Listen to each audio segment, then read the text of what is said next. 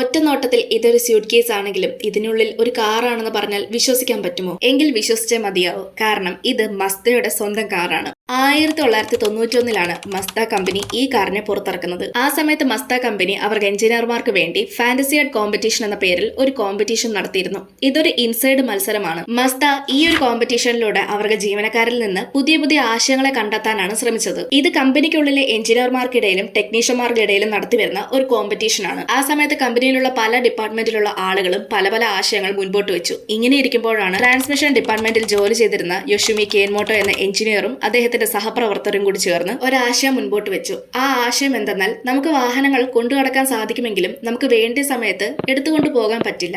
അതായത് നമ്മുടെ കൈക്കുള്ളിൽ ഒതുങ്ങുന്ന രീതിയിലുള്ള വാഹനങ്ങൾ. ഇതുപയോഗിച്ച് നമുക്ക് എങ്ങനെ വേണമെങ്കിലും എപ്പോൾ വേണമെങ്കിലും യാത്ര ചെയ്യാം. ഈ ഒരു ആശയത്തിൽ നിന്നാണ് അവർ സ്യൂട്ട് കേസ് കാർ എന്ന കൺസെപ്റ്റിലേക്ക് എത്തുന്നത്. സാംസണൈറ്റ് എന്ന ബ്രാൻഡിന്റെ ഒരു വലിയ ട്രാവൽ സൂട്ട് കേസ് ഉപയോഗിച്ചാണ് അവർ ഈ സൂട്ട് കേസ് കാർ നിർമ്മിച്ചത്. 33.6 cc എഞ്ചിനായിരുന്നു ഇതിൽ വരുന്നത്. ഏകദേശം 30 km/h വരെ സ്പീഡ് കിട്ടുമായിരുന്നു. മാത്രമല്ല ഇതിന് 32 കിലോ ഭാരമാണ് വരുന്നത്. അതിൽ തന്നെ ബ്രേക്കും ഹോണും ലൈറ്റും ഒക്കെ ഉണ്ടായിരുന്നു. 1992 ന്യൂയോർക്ക് ഓട്ടോ ഷോയിൽ വെച്ചാണ് ആദ്യമേ മസ്ത ഈ കാറിനെ ജനങ്ങളുടെ മുന്നിൽ പ്രസന്റ് ചെയ്യുന്നത്. ഒരാൾക്ക് മാത്രം ഓടിക്കാൻ സാധിക്കുന്ന ഒരു സിംഗിൾ സീറ്റ് വാഹനമായിരുന്നു ഇത്. പിന്നീട് യൂറോപ്പ്, ജപ്പാൻ തുടങ്ങിയ ഷോകളിലും ഈ കാറിനെ പ്രദർശിപ്പിച്ചു. പക്ഷേ ഈ കാറിന്റെ ആശയം നല്ലതായിരുന്നിട്ടും ഇത് പ്രൊഡക്ഷനിലേക്ക് എത്തിയില്ല. കാരണം പ്രാക്ടിക്കലി നോക്കുമ്പോൾ ഇതൊരു ഡെയിലി ലൈഫിനോ അല്ലാതെയാണെങ്കിലും യൂസ്ഫുൾ ആയിരുന്നില്ല. 1.7 ആണ് ഇതിന്റെ ഹോഴ്സ് പവർ വരുന്നത്. അതിനാൽ ഹൈവേയിലോ ലോങ് ട്രിപ്പിനോ ഉപയോഗിക്കാനാകില്ല. മാത്രമല്ല സ്യൂട്ട് കേസ് തുറന്ന് അതെല്ലാം അസംബിൾ ചെയ്യണം. വീൽസ്, സീറ്റ്, ഹാൻഡിൽ എല്ലാം കൂട്ടിച്ചേർക്കണം.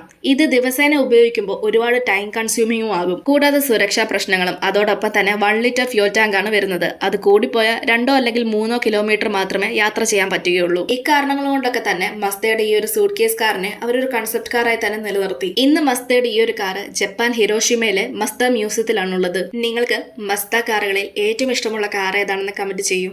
ഇതുപോലെയുള്ള കൂടുതൽ വീഡിയോസ് കാണാനായി ചാനൽ സബ്സ്ക്രൈബ് ചെയ്യാനും ഇൻസ്റ്റഗ്രാമിൽ ഫോളോ ചെയ്യാനും മറക്കല്ല്. അപ്പോൾ ഇനി അടുത്ത വീഡിയോയിൽ നമുക്ക് വേറൊരു ടോപ്പിക്കുമായി വീണ്ടും കാണാം.